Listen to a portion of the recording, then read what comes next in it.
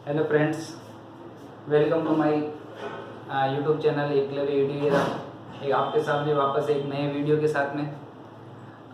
पिछले जो टॉपिक चल रहा था हमारा, वो चल रहा था पीरियोडिक टेबल।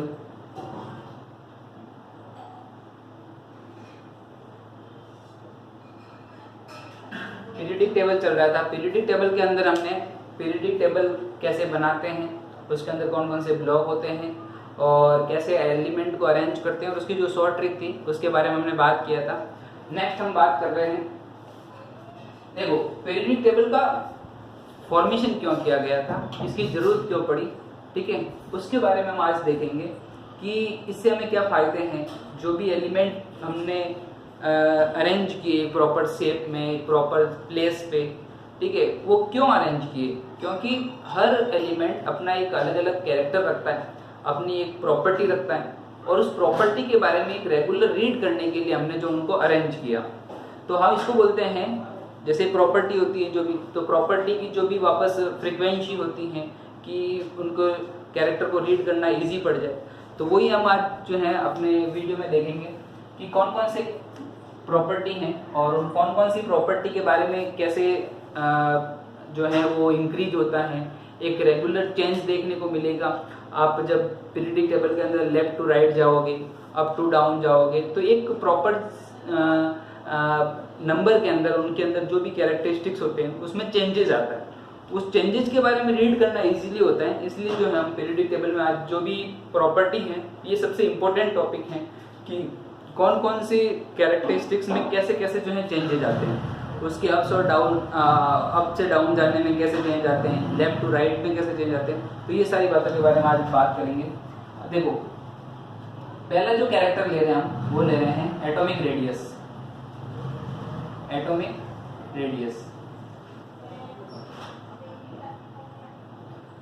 देखो हम नॉर्मली पहले पीरियोडिक टेबल ड्रॉ करते हैं।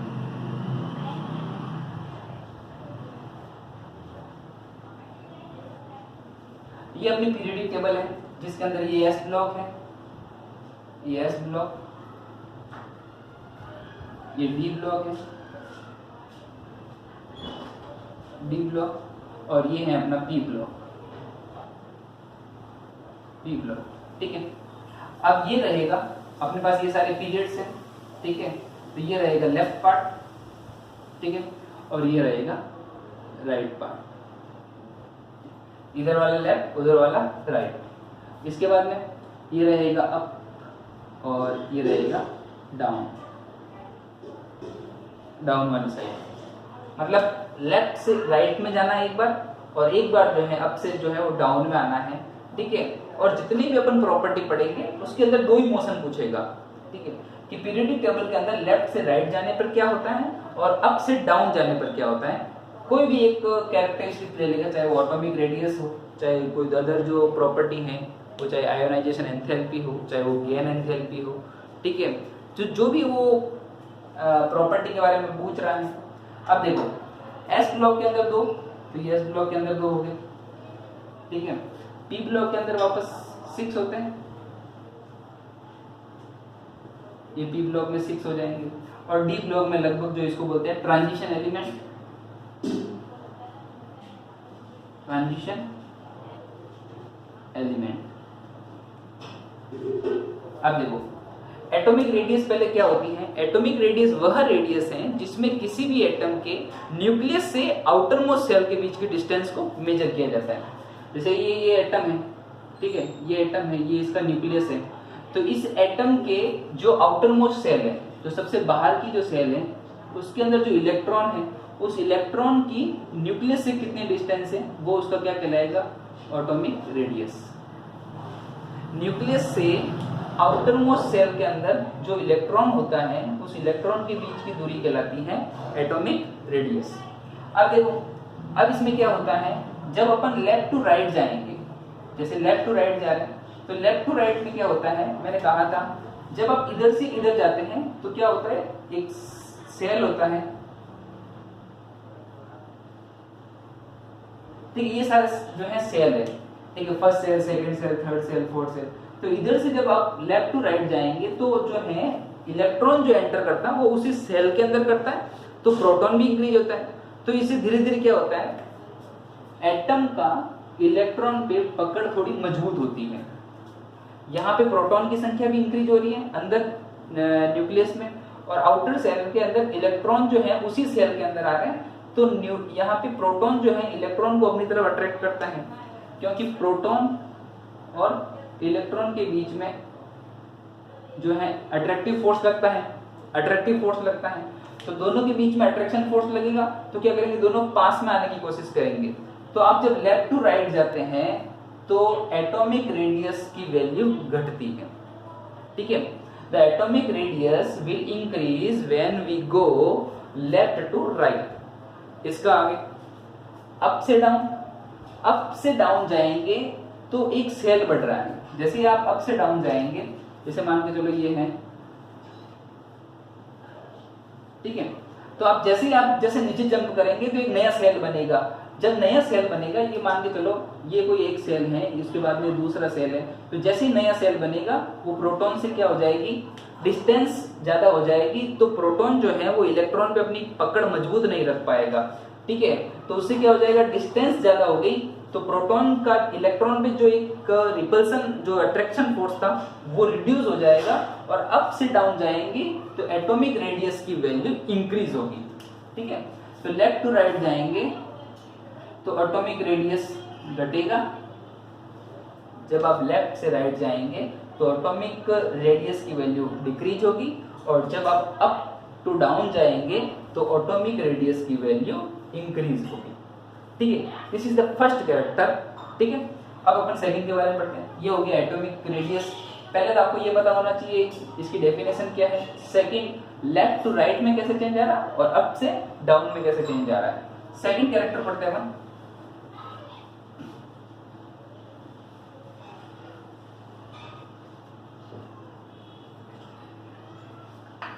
देखो सेकंड कैरेक्टर जो रहेगा अपना वो रहेगा आयनिक रेडियस।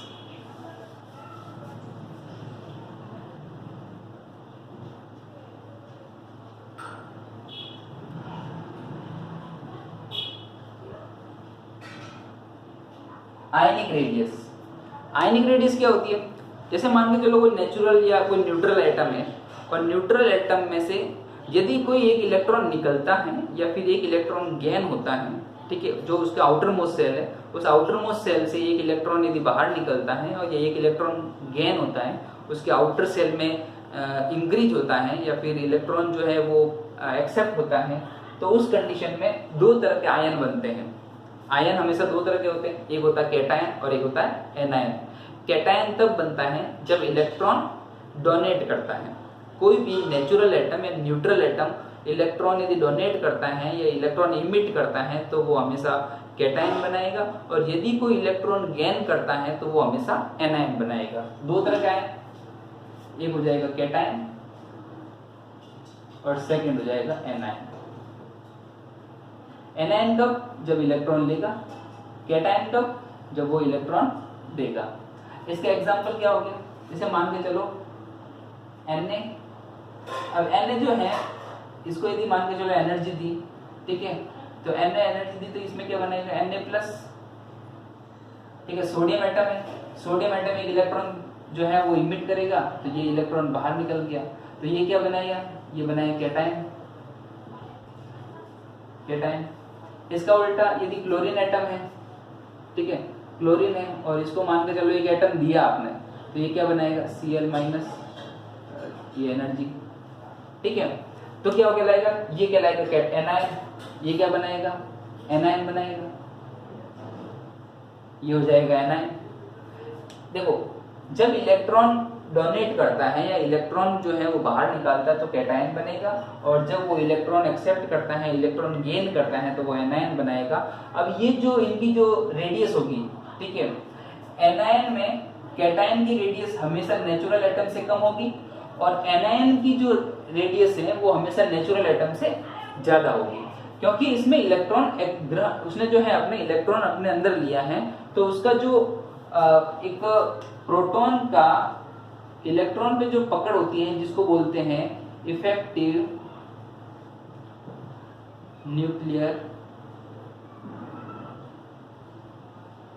न्यूक्लियस चार्ज, ठीक है, इसको बोलते हैं जेड इफेक्टिव।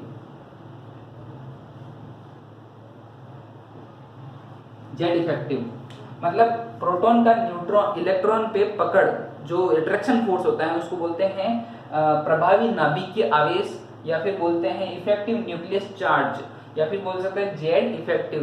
तो जेड इफेक्टिव की वैल्यू जो है यहाँ पे जो है वो थोड़ी कम हो जाती है, और यहाँ पे जेड इफेक्टिव की वैल्यू ज्यादा हो जाती है, इसलिए जो कैटायन की साइज छोटी होगी और एनायन की साइज बड़ी होगी, ठीक है। एक तो ये याद रखना है। ये हो जाएगा आपका आयनिक रेडियस के बारे में, कि दो आयन बनते हैं, दोनों आयन के बीच में जो है वो साइज के अंदर कैसे चेंज आएगा।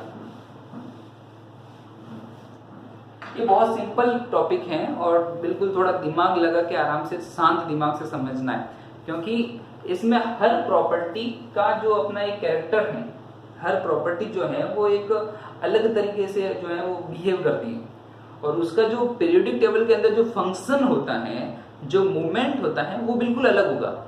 तो आपको जो है बिल्कुल थोड़ा ऐसा लगेगा कि बिल्कुल वो लगेगा कि खिचड़ी टाइप का बन गया, लेकिन आपको सबको बाइफरकेट करते हुए चलता है, एक दूसरे को रिलेट करना है कि कौन सी इंक्रीज हो रही है तो उससे उसका फर्क दूसरे पे कैसा पड़ रहा है, ये याद रखना है, ठीक है। तो सेकंड अपन देखते हैं, आयनिक रेडियस हो गया। आयनिक रेडियस के बाद में तीसरी आएगी आयोनाइजेशन एंथैल्पी, ठीक है। आयोनाइजेशन एंथैल्पी क्या होता है, तीसरा कैरेक्टर।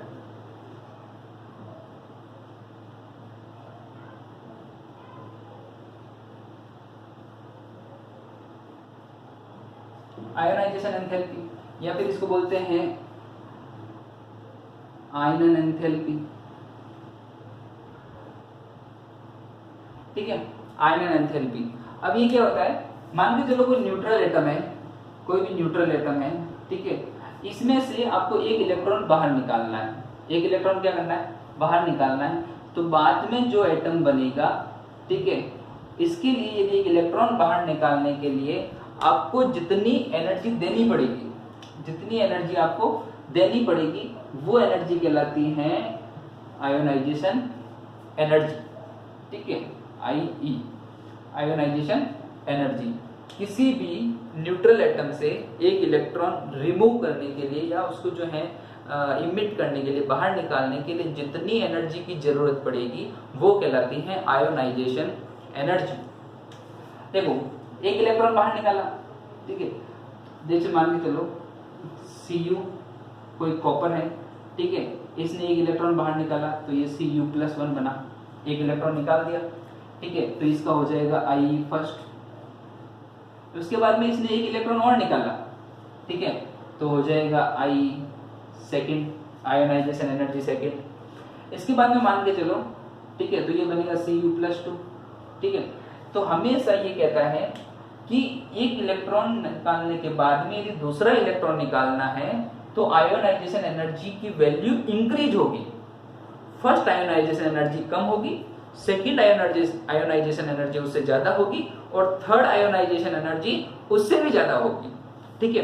तो आयोनाइजेशन एनर्जी का वैल्यू इससे भी बढ़ेगी। इसमें होता है कि IE first is less than, IE2 is less than and IE3 is, ठीक है। तो हमेशा ये इंक्रीज होगा, ठीक है, इसका वैल्यू सबसे ज्यादा होगा IE3 का, मतलब तीसरा इलेक्ट्रॉन बड़ी मुश्किल से निकलेगा, ठीक है। सबसे इजी निकलेगा पहला इलेक्ट्रॉन, उसके बाद में सेकंड, और उसके बाद में थर्ड इलेक्ट्रॉन निकलेगा, ठीक है। तो ये होता है आयोनाइजेशन एंथैल्पी, एक इलेक्ट्रॉन को बाहर निकालने के लिए बाहर से दी गई एनर्जी, ठीक है, वो कहलाती है आयोनाइजेशन एनर्जी। अब सेकंड पढ़ते हैं इसके बाद में। अब ये देखो कैसे होता है, जैसे इसका चेंजेस कैसे होता है, ठीक है। आयोनाइजेशन एनर्जी का जो पीरियोडिक टेबल के अंदर जो है वो चेंजिंग कैसे होता है। देखो आपको एक इलेक्ट्रॉन निकालना है, क्या करना है, इलेक्ट्रॉन निकालना है, ये पीरियोडिक टेबल है। अब एक इलेक्ट्रॉन निकालना है तो इलेक्ट्रॉन सबसे पहले कौन देता है, ये देंगे, क्योंकि ये s ब्लॉक है, और ठीक है, इनके आउटर मोस्ट सेल में जो है एक इलेक्ट्रॉन हमेशा ज्यादा होता है, तो यही देंगे। तो अब देखो, उसके बाद में ये इलेक्ट्रॉन नहीं देंगे, तो हमेशा जब आप लेफ्ट से राइट जाएंगे तो आयोनाइजेशन एनर्जी की वैल्यू बढ़ेगी। When we go left to right तब आयोनाइजेशन एनर्जी की वैल्यू बढ़ेगी, उसके अलावा यहाँ से नीचे जाएंगे, मतलब ऊपर से नीचे जाएंगे तो क्या होगा, ये को है साइज बड़ी हो रही है, क्या हो रही है, साइज बड़ी हो रही है।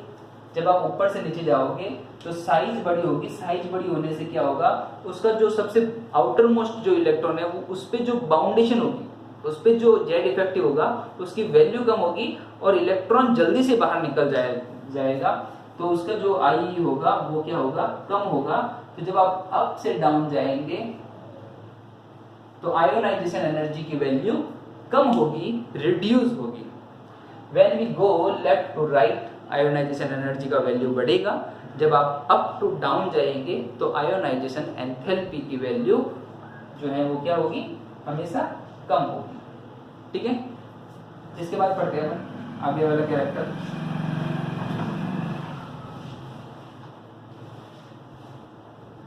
फोर्थ नंबर कैरेक्टर क्या है, fourth number character, fourth number है आपका इलेक्ट्रॉन गेन एंथैल्पी।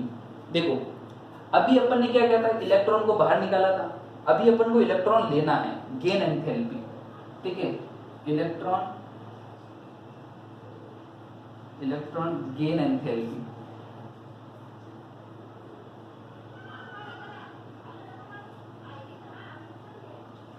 ठीक है, इलेक्ट्रॉन गेन एंथैल्पी।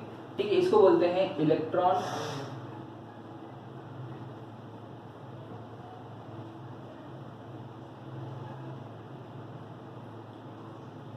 लब्धी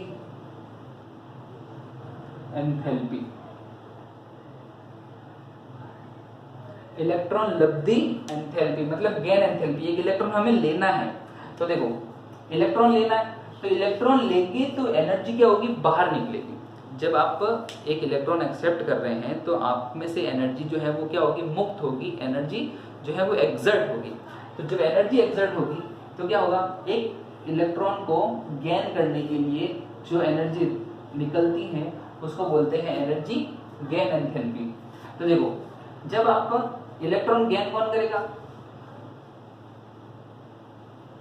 देखो एस ब्लॉक के अंदर हमेशा इलेक्ट्रॉन डोनेट करने की टेंडेंसी होती है, क्योंकि हर एलिमेंट जो है अपना ऑक्टेव पूरा करता है। क्या करता है, अपना ऑक्टेट पूरा करता है, मतलब अपना अष्टक पूरा करता है, तभी वो स्टेबल होगा। तो जिसके अंदर एक इलेक्ट्रॉन की कमी है वो गेन करेगा, जिसके अंदर एक इलेक्ट्रॉन ज्यादा है, अपने आउटर मोस्ट सेल में एक इलेक्ट्रॉन ज्यादा है तो वो एक इलेक्ट्रॉन बाहर निकालेगा। तो क्या होता है, यहाँ पे जो एस ब्लॉक के अंदर है एक इलेक्ट्रॉन ज्यादा है तो ये इनर्ट में चले जाते हैं, यहाँ पे जो रहते हैं उनके अंदर एक जो इलेक्ट्रॉन जो है वो कम पड़ता है तो ये इलेक्ट्रॉन जो है गेन टेंडेंसी ज्यादा होती है। तो आप इधर से लेफ्ट टू राइट जाएंगे, लेफ्ट साइड से राइट साइड जाएंगे तो इलेक्ट्रॉन गेन एंथैल्पी की जो वैल्यू है वो क्या होगी, इंक्रीज होगी। Electron gain enthalpy will increase when we go left to right. ठीक है, इसके बाद में आप जब ऊपर से नीचे जाओगे, ठीक है, आप जो है वो अप से डाउन जाओगे, अप से डाउन जाओगे तो इलेक्ट्रॉन गेन एंथैल्पी के अंदर कैसे चेंज आएगा, इलेक्ट्रॉन गेन एंथैल्पी जो है वो रिड्यूस होगी। क्या होगी, जब आप अप से डाउन जाओगे, अप से डाउन तो इलेक्ट्रॉन गेन एंथैल्पी की वैल्यू क्या होगी, कम होगी। मतलब आप नीचे से जाओगे तो इलेक्ट्रॉन जो है बिल्कुल वो एक्सेप्ट नहीं करेगा, क्योंकि साइज बड़ी तो इलेक्ट्रॉन लेने की टेंडेंसी नहीं होगी। तो आपको यदि इलेक्ट्रॉन उनको देना है तो यहाँ से बहुत ज्यादा एनर्जी रिलीज करनी पड़ेगी, तभी वो इलेक्ट्रॉन लेगा, क्योंकि अट्रैक्शन पावर नहीं है। नीचे जाएंगे तो साइज क्या हो जाएगी, बड़ी। जब आप अप से डाउन जाएंगे साइज बड़ी हो जाएगी तो यहाँ का जो जेड इफेक्टिव है वो बहुत कम हो जाएगा, तो इलेक्ट्रॉन लेने की टेंडेंसी बहुत कम हो जाएगी। ठीक है, तो जब अप से डाउन जाएंगे तो जो है वो वैल्यू क्या होगी, जो है वो बहुत रिड्यूस हो जाएगी। ठीक है, अप से डाउन में रिड्यूस होगी। ठीक है, इलेक्ट्रॉन गेन एंथैल्पी क्या होगी, वो रिड्यूस हो जाएगी। लेफ्ट से राइट में बढ़ेगी और अप से डाउन में घटेगी। इसके बाद में देखते हैं अगला फिफ्थ कैरेक्टरिस्टिक्स। ये तो इलेक्ट्रॉन गेन एंथैल्पी होगी। ठीक है, इसके बाद में है इलेक्ट्रोनेगेटिविटी। इलेक्ट्रोनेगेटिविटी मतलब इलेक्ट्रॉन जो है जैसे कोई बॉन्ड बनता है, कोवेलेंट बॉन्ड बनता है, तो कोवेलेंट बॉन्ड बनता है तो एक बॉन्ड के अंदर 2 इलेक्ट्रॉन, यहाँ भी इलेक्ट्रॉन और यहाँ भी इलेक्ट्रॉन, जैसे ये बॉन्ड है, ठीक है, यहाँ भी एटम है और यहाँ भी एटम है, तो ये जो 2 इलेक्ट्रॉन है, इन इलेक्ट्रॉन की टेंडेंसी क्या रहेगी, किसी के पास में रहने की रहेगी। जैसे मान के चलो ये कोई HCl है, ठीक है, ये H और ये Cl, तो यहाँ पे जो 2 इलेक्ट्रॉन है, ये 2 इलेक्ट्रॉन किसके पास में रहेंगे, जिसकी इलेक्ट्रॉन नेगेटिविटी ज्यादा होगी उसके पास में इलेक्ट्रॉन रहेंगे। मतलब किसी भी कोवेलेंट बॉन्ड के इलेक्ट्रॉन अपनी तरफ खींचने की tendencies are known as the electronegativity. अब मान के चलो इसकी नेगेटिविटी ज्यादा है, ठीक है, और इसकी कम है, तो क्या रहेगा, इस पे रहेगा डेल्टा नेगेटिव और इस पे रहेगा डेल्टा पॉजिटिव, ठीक है। मतलब इलेक्ट्रॉन इसके पास में थोड़े ज्यादा रहेंगे और इसके पास में कम रहेंगे, तो फिर कैसे होगा, जैसे ये बॉन्ड है, ठीक है, तो इलेक्ट्रॉन यहाँ रहेंगे बॉन्ड के अंदर, लेकिन इलेक्ट्रॉन जो है वो टेंडेंसी इनकी इधर की साइड ज्यादा होगी। तो अगला है इलेक्ट्रोनेगेटिविटी। इलेक्ट्रोनेगेटिविटी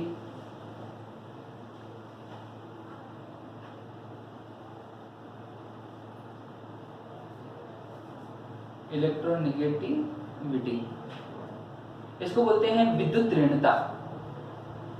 विद्युत ऋणता, विद्युत ऋणता, ठीक है। इलेक्ट्रोनेगेटिव में इलेक्ट्रॉन जो है खींचने की पावर कितनी होगी, तो इसका जो है हमेशा ये याद रखना है, एक सीरीज है वो याद करनी है कि पीरियोडिक टेबल के अंदर सबसे ज्यादा इलेक्ट्रॉन नेगेटिविटी किसकी होती है, जिसके पास में इलेक्ट्रॉन खींचने की पावर ज्यादा होगी, जिसकी गेन एंथैल्पी ज्यादा, जो इलेक्ट्रॉन को बहुत अच्छे से गेन कर सकता है, ठीक है, उसकी जो है वो खींचने की पावर भी ज्यादा। तो ये याद रखना, फोन कर ले भाई, बस ये याद रखना है। Phone, fluorine, oxygen, nitrogen, chlorine, bromine, ठीक है, तो फोन कर ले भाई, ठीक है। तो ये सीरीज याद रखना, ठीक है। सबसे ज्यादा किसकी, इसकी। पूरे पीरियोडिक टेबल के अंदर सबसे ज्यादा इलेक्ट्रॉन नेगेटिविटी कैरेक्टर कौन रहेगा, फ्लोरीन, ठीक है। अब देखो पीरियोडिक टेबल के अंदर इसका मूवमेंट कैसे होता है, हमेशा देखो, जब आप लेफ्ट से राइट जाएंगे, जब आप लेफ्ट से राइट जाएंगे पीरियोडिक टेबल के अंदर, तो हमेशा इसकी वैल्यू जो क्या रहेगी, इंक्रीज, वैल्यू बढ़ेगी, क्योंकि इधर इलेक्ट्रॉन लेने वाले बैठे हैं सारे, ठीक है, और अपन बोल रहे हैं फोन कर ले भाई, सारे इधर हेलोजन है, तो सबसे ज्यादा इलेक्ट्रोनेगेटिविटी इधर। अब आप जब ऊपर से डाउन जाएंगे, जब आप अप से डाउन जाएंगे, ठीक है, ऊपर से नीचे जाएंगे, तो इलेक्ट्रोनेगेटिविटी रिड्यूस होगी, डिक्रीज, डिक्रीज। जब electron negativity up to down जाएंगे तो डिक्रीज होगी, कम होगी, क्योंकि नीचे साइज बड़ी है, इलेक्ट्रॉन लेने की टेंडेंसी नहीं है, साइज बड़ी है, तो कंट्रोल नहीं होगा, तो इलेक्ट्रॉन गेन एंथैल्पी। इसलिए सबसे ज्यादा जो होता है फ्लोरीन होता है, इधर वाला, ठीक है, और वो सबसे कॉर्नर में होता है, तो फ्लोरीन की इलेक्ट्रोनेगेटिविटी सबसे ज्यादा। फिर सबसे कम किसकी, सबसे कम होता है, तो इधर से इधर बढ़ रही है और इधर से नीचे जाने पर कम हो रही है, यहाँ पे रहता है सीजियम, ठीक है। हेलिना की रबड़ी सस्ती फ्री, तो सस्ती और यहाँ पे फ्री, तो इन दोनों का जो इलेक्ट्रोनेगेटिविटी कैरेक्टर होता है वो सबसे कम होता है, ठीक है, ये याद रखना है आपको। देखो ये सारे पॉइंट यदि आपको डाउट आ रहा है तो आप जो है कमेंट बॉक्स में डाल सकते हैं, और मेरा आपसे एक रिक्वेस्ट है कि वीडियो को आप अच्छे से देखें, ये बहुत काम की चीज़ें हैं, जो भी मैं सब्जेक्ट पढ़ा रहा हूँ ये वाकई में बहुत अच्छे लेवल पे हैं, ठीक है। साइंस और SST ये टॉपिक ऐसे हैं जो आपके फ्यूचर ओरिएंटेड होते हैं, आपके कंपटीशन लाइफ को और आपकी स्टडी के मामले में ये बहुत ऊपर तक ले जाते हैं, ठीक है। तो ये बहुत मेजर सब्जेक्ट होते हैं, ठीक है। तो आप अच्छे से देखें इनको, और वीडियो को लाइक, शेयर और सब्सक्राइब जरूर करें, लोगों को शेयर करें, 10th क्लास के जो भी स्टूडेंट्स हैं उनको शेयर करें ताकि लोगों का फायदा हो सके, ठीक है। अब अपन पढ़ रहे हैं अगले वाला कैरेक्टर, ठीक है। इलेक्ट्रोनेगेटिविटी हो गया। इलेक्ट्रोनेगेटिविटी के बाद में देखते हैं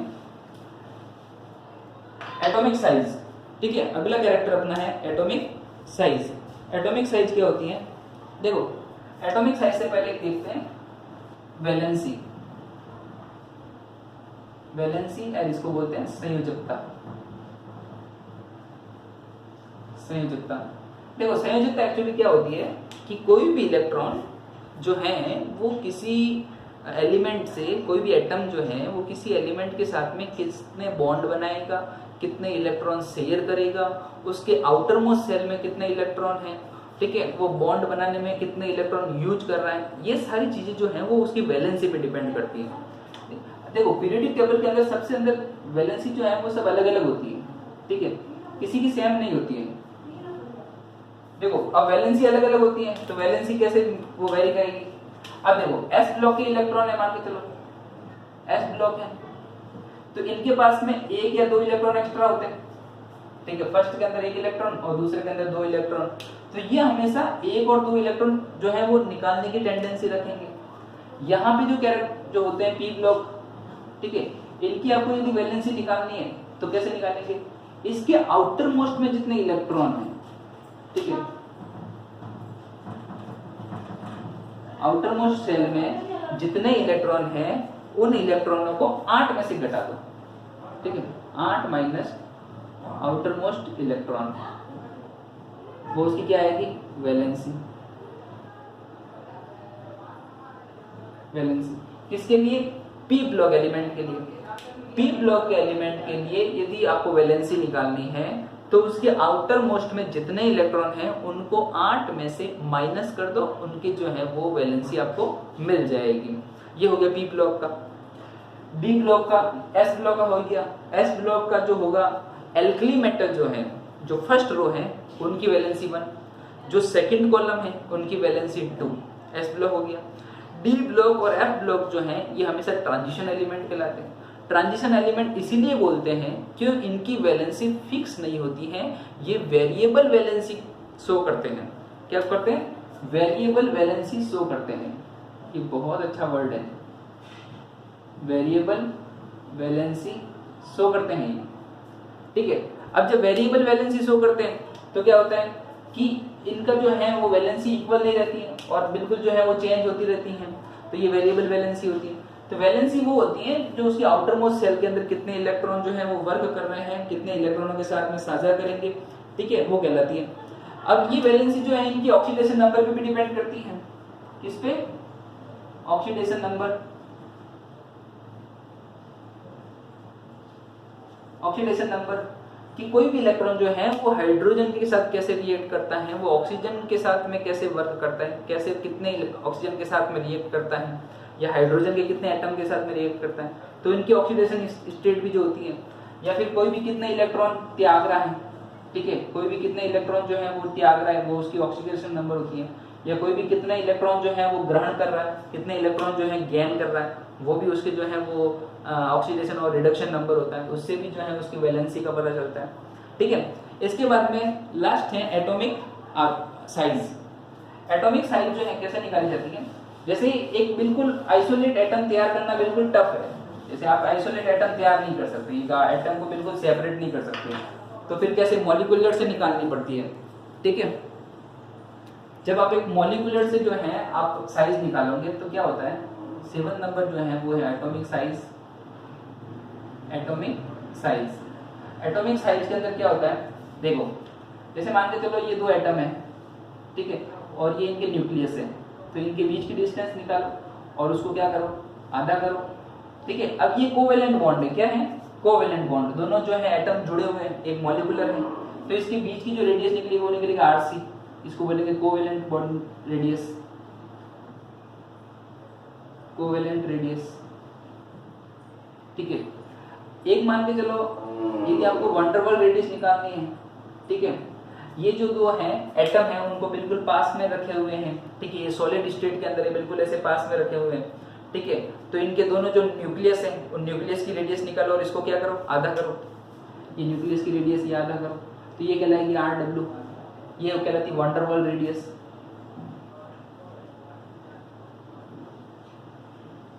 वंडरवॉल रेडियस, देखो RW is greater than RC।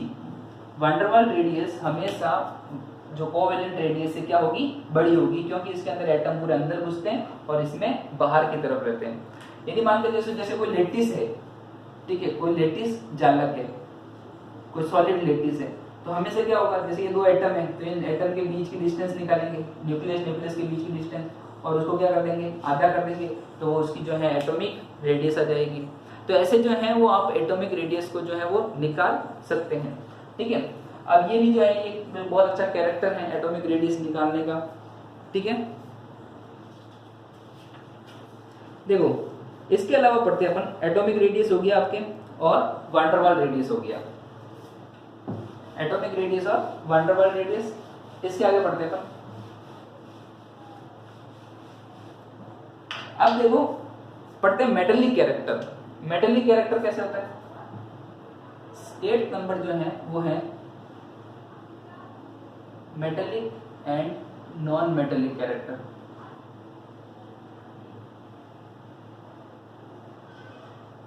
ठीक है, metallic and non metallic character, या फिर अपन बोल सकते हैं metallic and non metallic property, धात्विक और अर्धात्विक गुण। देखो पहले ये बताया था कि